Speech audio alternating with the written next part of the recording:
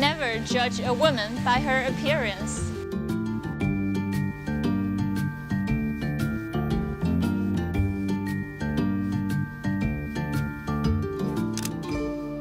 I'm a die-hard fan of American TV drama, K-pop, Japanese cartoon, and video games.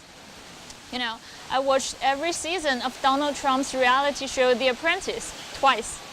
And I think it is a really good insight into the American spirit of entrepreneurship. Also, CSI, NCIS, Criminal Minds, 24 Hours, Homeland Security, I watched them all and love them. And most importantly, I'm a Communist Party member.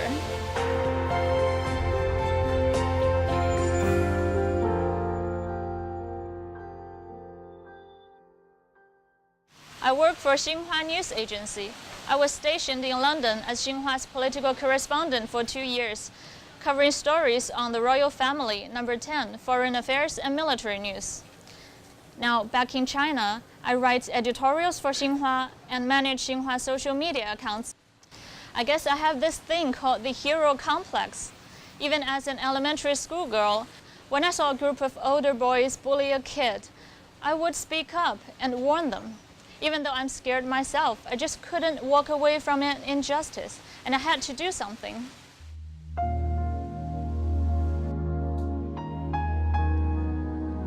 Growing up, I saw more injustice. During China's rapid development, rampant corruption became a problem. When you see government play cars parked outside of entertainment facilities in broad daylight, or when you hear about how money can buy you government positions, or how official positions can bring you privileges and material gains, you know something seriously wrong.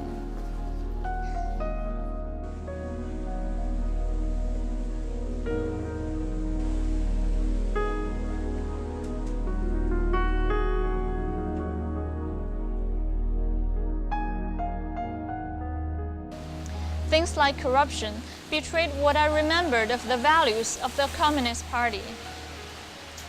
My grandfather is an old CCP member.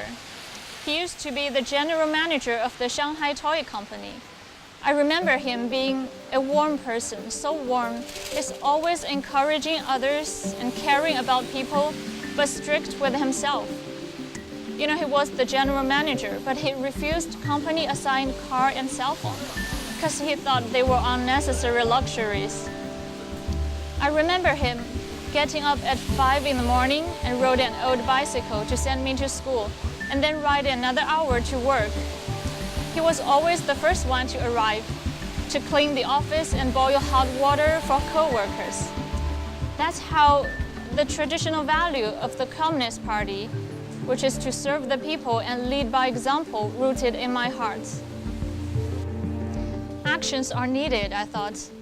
It's encouraging to see the sweeping anti-corruption campaign that soon followed. I wanted to be a part of the system, to help the party better deliver its promises to the people. And that's why I became a party member.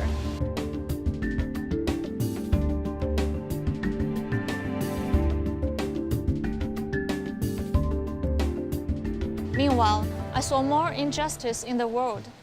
The world is burdened by terrorism and deadly conflicts. Countless lives have been destroyed in the Middle East and Africa. You know, the Western media, they would condemn terrorism when they threaten their way of life. But they would continue to honor militant extremists as so-called freedom fighters when they do not fit in their narrow ideology of how the world should work. In 2014, at a railway station in China's Yunnan, a group of organized attackers brutally stabbed 31 people to death and injured 141. Western mainstream media refused to acknowledge the incident as an act of terror. But in the eyes of Western media, a single attacker who stabbed a soldier to death in London while chatted casually with bystanders until the police came and arrested him was surely a terrorist.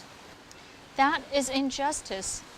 How the industry of journalism failed to go beyond the petty Western-centric view of the world, and how they would dictate to others their definition of freedom, and how they are not willing to see the good in the regime that delivered the biggest poverty reduction in human history, and seek experiences that might benefit the world we share. I don't want that kind of free media. I want our media to be responsible and accountable. That's why I became a journalist for Xinhua.